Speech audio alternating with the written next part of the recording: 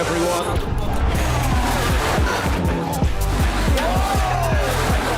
This is Formula One. Incredible! What a move!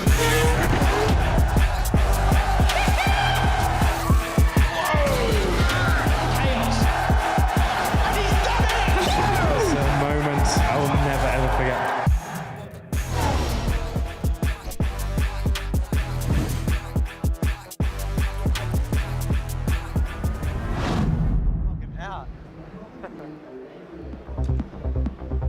What is it about Montreal, Canada?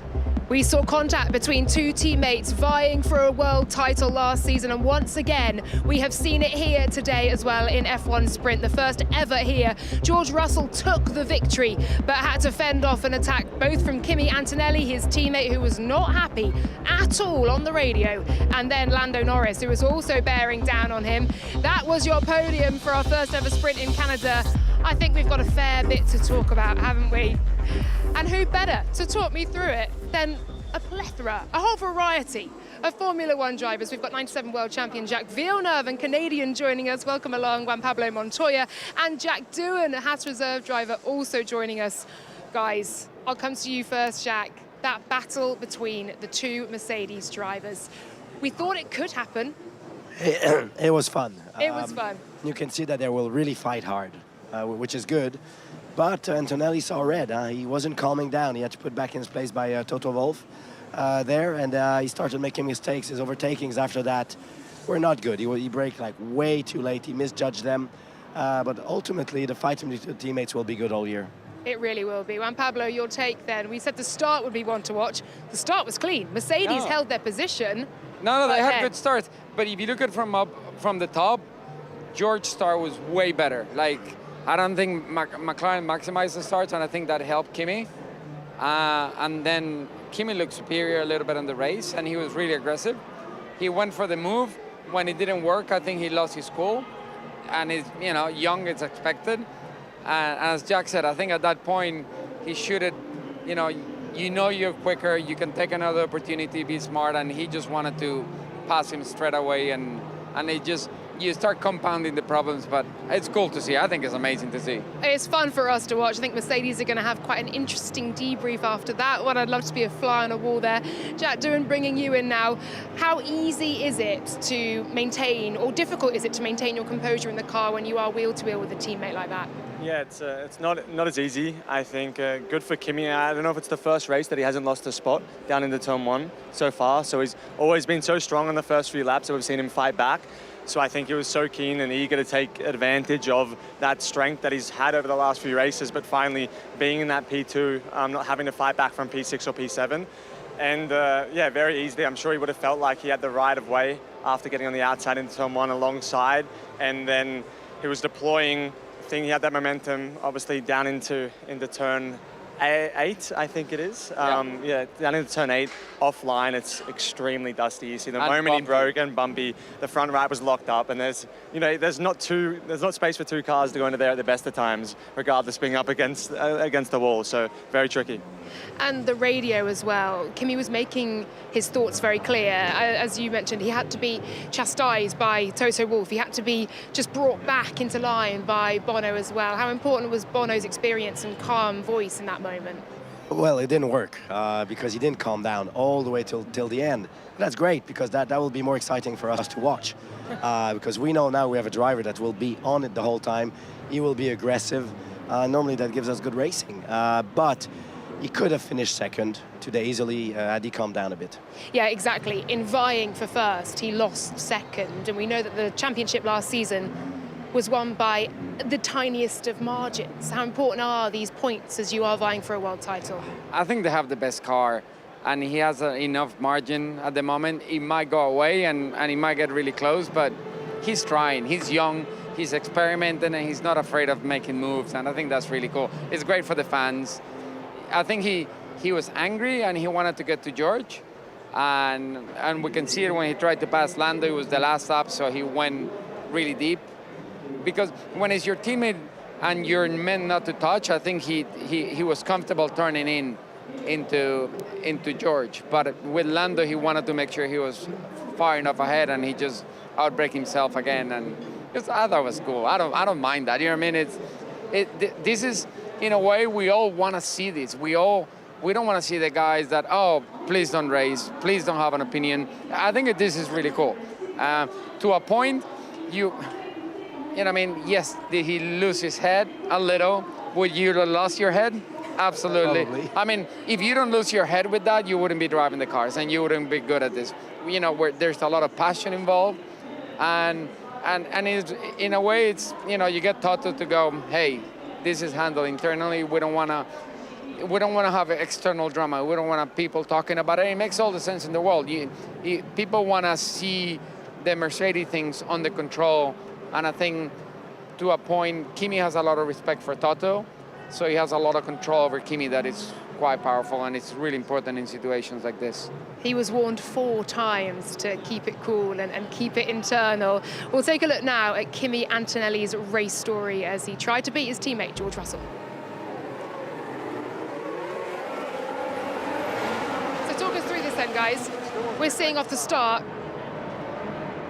Oh, I mean, they had a good start at this point. He looked clean. He's trying, look, he tries, and he gets in a really good position because he gets George really uncomfortable going into the start-finish line, and he gets the run, and it's there. And oof. What do you say there? I don't know. It was hit and miss. Maybe he wouldn't have made the corner anyway, but Watch it from the onboard. yeah, Russell didn't give him the What are you the giving option. him? No, because Exactly. there's a None right of hand. us would. But when you're it's the the nature. driver, when you're the driver on the outside, you know there's a hairpin behind. You know there won't be room for you. And you know there's grass, and you know the guy coming around the outside, you're going to force him to go through the grass. So you for sure going to push him all the way out.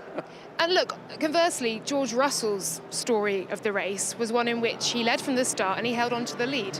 How important a weekend is this for him, Jack Doohan, to have done that, to have set out his stall, set that benchmark? How much do you think he needed this? I think it was a point to prove for both of them, not only Kimi but George. And Kimi was playing it from the point perspective that, okay, George out-qualified me. I'm going to show you that I'm going to, you know, that it was an off day by me, and that this is not how it goes, trying to continue his momentum. And George had it from the perspective, it's like, okay, I out-qualified you. him. Yeah. I need to stop this. I'm going to show you where it draws the line. So there's 2 perspectives on both of them, trying to prove a point and play some games. Is it going to end up in tears? I thought turn 2 was going to end up in tears. But I don't think it did today because they have qualifying this afternoon. Oof. I think that would have been Sunday. When Kimi's on the grass on the exit of turn 1, he's not like, where he comes back on the track, it's not up to him. Control, yeah, it is not up to him at all. And if George was a little bit further forward, then there's Yeah, you see George waiting for Kimi to come across. Exactly. He knew what he did, and he knew where he was going to come back on.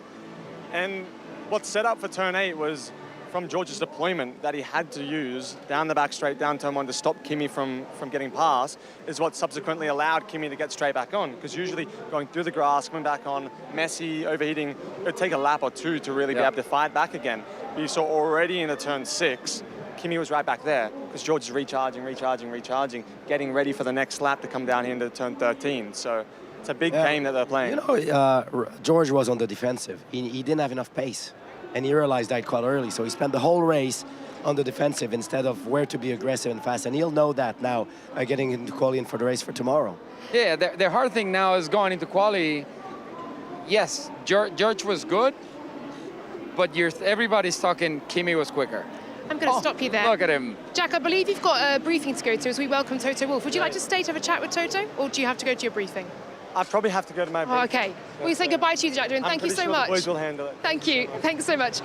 We welcome in Toto Wolff. We've been discussing, as I'm sure you'll imagine, your 2 drivers brawling out there. Look, it's been fun for us to watch. 4 times you warned Kimi Antonelli on the radio. We deal with this internally. Stop the moaning on the radio. What are the next steps then? How do you deal with this internally? So first of all, I enjoyed also to watch it. You know, we want to see racing and overtaking, and for me, these moments are super good because there is so much we can learn from this and say, you know, I take the drivers aside and said, how do you see that? How do we want to handle it in the future? Are we racing each other like it's a third car? another teammate, fair, that is the rule now, or are we racing each other differently? Would you give your teammate the space if it was another car, if you're fighting the championship, or not? And I think it's up to them also to come up with the rules going forward. You know, if drivers have emotions, obviously you're so upset about being pushed off or not having left the space.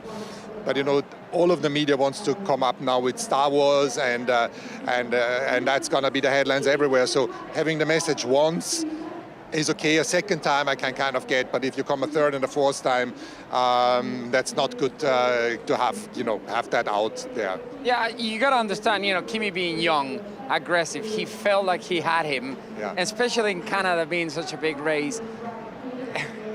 Is it worth? I mean, I don't envy you, because one side you have this young guy that can win every week, and then you have George, the mature guy. How do you control this? It's like, do you want to hold Kimi back, or how do you? At what point do you go? Oh, I don't want to get involved. No, I don't want to hold him back at all. I think also that he went for Lando, absolutely. So when you analyze it, going into turn one with George, he had the nose ahead, but then obviously on the brakes, and we've seen that this is a max. No, you kind of roll it in a little bit to be ahead. But is that a corner you would expect somebody else to leave the door open? Probably not. Nobody would have done that. The same with Lando. You can see it just doesn't go. So that's the two situations. But I want him to continue to be aggressive, because you can't expect to have a lion in the car and a puppy outside. You know, that's their character. They will be upset, and you need to accommodate that and respect that. So the question is only, how do you do this then going forward? You know, what are the rules? If we decide we are racing each other like a third car, then both of them know. And at least then you maybe have a different approach. Well, you've been through this situation with Nico Lewis in the past, and very different from last year, because last year was easy for them to be friends, not fighting for a championship. This year you are the contender, same as McLaren was last year. So how does their friendship gets affected in how they work? How much do they become more selfish? You know, I think when you in Formula One, we are telling young drivers from karts into junior formulas, you got to be selfish, you know, and they are. You have to, and then suddenly you're parachuted in a Formula One team, and then there is someone telling you now you need to be a team player and you represent Mercedes, and you can't do that. You can't take that out of a driver, and I would never want to take it out of a driver. So selfish, yes. Will it be different in the relationship a little bit when they race for a championship? Absolutely. It's to be expected. It's not always like, you know, we are kuscheling and going for karaoke together in the evening. So it's fine. It's different to, you know, when I came into Formula One, this Nico Lewis situation was something that was new for me. They were established stars, and we probably spoke about it too late. And it's good now to establish that balance and that modus operandi now in race 5 rather than much later. Can I quickly ask them, because you're saying we need to decide if it's a third car or if it's a teammate. You need to decide quickly, because we've got a Grand Prix tomorrow. Exactly. Judging by your pace, you may well see carbon copy, front row start, front row lockout for Mercedes. Well, so where do you go with this? That would be a luxury problem, but as you say, I think we have 20 hours to kind of figure it out how we want to approach turn 1 tomorrow if we have a good position. Okay, thank you so much. But I don't want to stop that, you know, I like it, but you can see how quickly you lose a gap. We will check back in with you tomorrow to see what you have decided. Yeah, let's see if I'm as clever tomorrow after the race as I'm talking now. Thank you, Toto. Really appreciate your time and debriefing there exactly how these Mercedes drivers are going to be racing tomorrow after contact between the two. Today in the sprint. Well, further back, we saw the Ferrari drivers, Lewis Hamilton, P6, Charles Leclerc, P5. Let's hear from them. Hey, Charles, what did you learn out there about the pace of this car? Was it a bit disappointed that maybe you could have made a little bit more progress in that sprint? I mean, I obviously wish, but unfortunately, I mean, yesterday was a very difficult day on my side. I've had some things that were a bit out of place on the brakes in general, and on a track like this where all braking points are quite bumpy, brake confidence has costed me quite a bit. But and on top of that, Lewis is extremely strong on this track, so I've been a bit playing catch up so far. However, in the race, I felt like the race pace or my race pace was very strong. So this I'm optimistic for tomorrow, even though it might rain. But for qualifying this afternoon, I'll just hope to fix the brake confidence I've had struggles with this weekend. It was better in the sprint race. I hope we do another step forward in qualifying to be at least in the top 3, and then we'll see tomorrow. Well, best luck for quali later. Thanks. Lewis, you had great pace out there. Just how frustrating was it right at the end? Because I didn't see it on the telly, but what happened? Why did you lose those couple of spots right at the back end? I mean, he actually got alongside me into the last corner and basically overtook me, and then I lost position to Sharp. All right, well, hard luck out there. Thanks. After all of the buoyant mood, the confidence that was oozing from him, a shame to see Lewis Hamilton looking so depleted. They all get a chance, though, to do it again in qualifying a bit later on here in Montreal. And where will Ferrari land in qualifying later? What did you make, Ruth Buscombe, bringing you in here, of that Ferrari performance? Because a P5 and a P6, as they qualified, just flipping the order. For Lewis, gutting, given the way we've seen him hustle through the weekend so far. Yeah, I think two things. First off, the starts, well, you know, Mercedes, well done to them. They've obviously done their homework, but this kind of dominance that the Ferrari had over not just Mercedes, but McLaren and everyone else at the starts, it didn't seem to be quite as powerful. They had a great reaction. Actually, George had the fastest reaction time of anybody. And then I think what we're seeing is quite fascinating, is that the gaps in qualifying in terms of paces is much bigger than we're seeing in the race itself. So between those top teams that today were Merck, McLaren, Ferrari were there, it wasn't more than what that overtake boost was. They weren't able to get away from that kind of, you know, kind of really entertaining for us, but cat and mouse action. And when you're pushing around here, I mean, you would know. I don't want to talk about 99 or anything like that. But you know, every corner is right there. So when you're pushing, well, it's great to see these guys pushing at the limit, and you have to, because the gaps are too small. So I think it looks worse than it really is on paper. I reckon they could be 3-4 in qualifying if they put it all together. Yeah, and that's what both drivers were saying, that there is so much more to come. Lewis Hamilton hitting the wall of champions, Jacques Villeneuve. How easy is that to do when you're under the kind of pressure and pushing as hard as he is, so desperate for a result? Such an easy wall to hit, because it's a quick chicane with a quick direction change. And a lot of drivers have been caught out. I started it, so I'm very proud of it, twice as well. But you could see that Lewis was destroying his rear tires. It was about to happen. He came out of that corner sideways quite a few times. It was just when it would happen. More to come, potentially then, from Ferrari. And indeed, if this Mercedes battle allows the likes of McLaren and Ferrari a chance into the podium, we'll wait and see. Qualifying later will be crucial to set that starting order. Don't forget, if we do have wet weather tomorrow, it is looking pretty wet. Starting order could be vital. Max Verstappen started P7 and he finished P7 as well. He came across the radio at the end of that race and said, "This car is trying to kill me." So unhappy he was with it, Juan Pablo. How difficult is it when a car is not behaving and you can't find the flow that you want, especially on a circuit like this? The hard thing, again, Canada is such a low grip track that when you have the base of your setup is more on platform, on downforce, the mechanical feel of the car is not great, and the tendencies come out a lot worse. You know, Miami, it looked quite good. The Red Bull looked quite good because the grip level is high. So when you have issues, handling issues, a lot of them go away because the nature of the track. When the car steps out, the step out is a lot bigger. The snaps are bigger, the bad tendencies are bigger, and just makes, you know, it just makes it for a horrible day, and especially when you're pushing as hard as he normally does, and the guy ahead of you is driving away from you, and it just gets frustrating. So a lot of the comments as well come from frustration of what's happening. Let's go back to McLaren briefly as well, because I feel we kind of didn't touch on them before Toto came to join us, and he was saying, look, I don't want to look silly here in saying I'm enjoying seeing these guys race, because actually what happened there was they let Lando Norris through to take P2. Mercedes are going to want a 1-2 in every single race possible this season, aren't they, Jacques? How impressed are you with McLaren and the step towards Mercedes, given the fact they've got those upgrades bolted on and their starts worked out? Well, the car looks easier to drive than the Mercedes.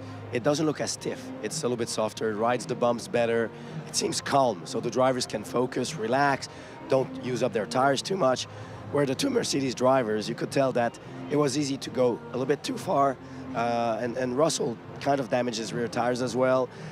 Kimi had his front end really good. He could go to the apex. He drives very aggressively, but in a full race distance on this track, that could be a bad thing. But anyway, it's wet tomorrow, so who cares? One thing there with McLaren, by tendency, they always focus more on having a really good race car. And they're okay sacrificing a little bit of qualifying pace to be much better in the races. And we saw it today again. Oh, I'm going to disagree. Yes. I think the conditions today that we had in the sprint played into McLaren's hands. I think they were struggling yesterday. It was quite a lot windier. And I think that your instability trend we've seen in McLaren for years bit them more yesterday, both in FP1 when they were doing race sims and in the afternoon. But I did think they did a great job in terms of execution this race. But if it's windy come qualifying, I think we might see a repeat of the kind of problems we saw yesterday. But it is nice to focus on that race pace, isn't it? Their run in free practice was not as good as the one today. So I think they have found something. Tell you what, it's really windy tomorrow. Conditions tomorrow are so entirely different to what we've seen so far this weekend. It's almost like a completely blank, clean slate, isn't it? Not clean though, because it's probably going to be wet and grubby and dirty and dusty once again. Top 4 teams took the top 7 spots. Isaac Hadjar, a DNF with a PU issue. Arvid Lindblad, just a word on him. P8 picked up a point in the sprint. I was saying before how measured and assured he comes across in his interviews. And in fact, speaking of interviews, shall we hear from him first? Here's Arvid. Yeah, no, obviously very happy. I mean, I think that was the most achievable coming into the race today. I think we knew that maybe if I could grab a spot on lap 1, it was about sort of hanging on. That didn't happen, and obviously, unfortunately, Isaac had the problem. But yeah, I think there was no more available. So very happy with very hard to take a point. Well, best luck for the rest of the weekend. Thank you. Ruth, you leant across there and said, hard tyre. Yeah, I liked it. Yeah. It was a bit risky. I mean, I think their forecast is saying it's going to be wet tomorrow. So everyone's only got 2 hards. So if it's dry, you'd quite like to have those 2 hards available tomorrow. But they've gone, no, it's going to be duck weather tomorrow. We're going to use the hard today. And I really liked it. The hard's much better to push on and lean on. Degradation was about 500ths a lap on the medium. Really standard around here. Normally, we're quite nice to the tyres in the race. You can't do that in a sprint. So I think he did really well to kind of get extra pace by using that tyre advantage, and if it's wet, he just gets to keep it. And I wonder whether that was a call from him saying let's get on the hard, or whether it's he working with his team. But you guys all know what it's like to be a rookie in Formula One, to be in a rookie season. How impressed have you been, Jack, with his performance and his assured nature, his attitude so far? Well, he's come in with very low experience, but he's put his teammate to sleep already. We hear about it. The team is focusing with him. That's already a good step when you get into F1, and he seems to be very confident. He seems that he feels like he deserves to be there. He's there for the long term, and he's working on getting better. Yeah, absolutely. I've been really impressed watching from afar from him.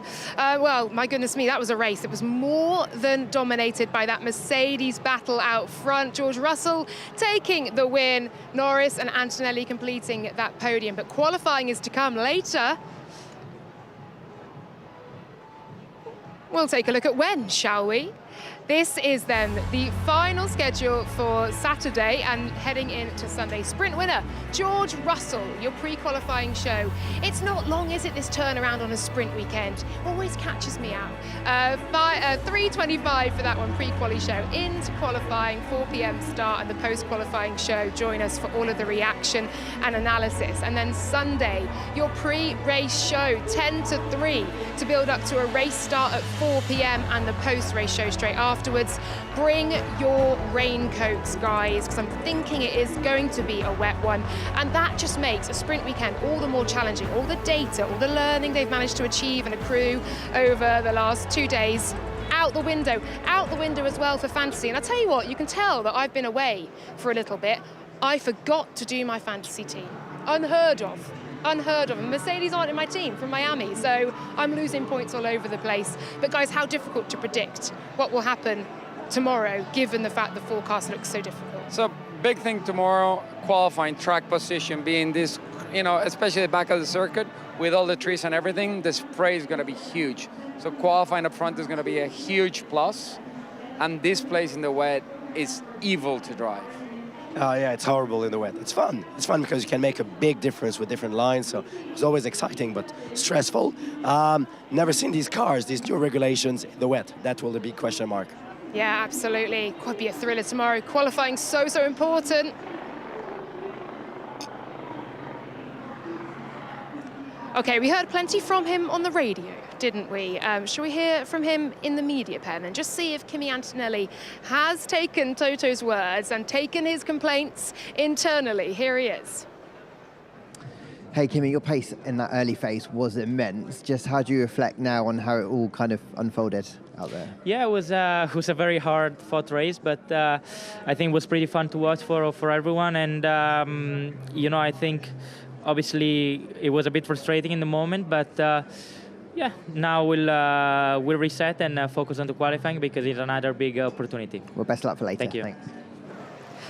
Another big opportunity. Kimi Antonelli's obviously been spoken to. He's looking forward, eyes forward then on what else is to come, because there are more points on offer than just the 8, of course, in the sprint race.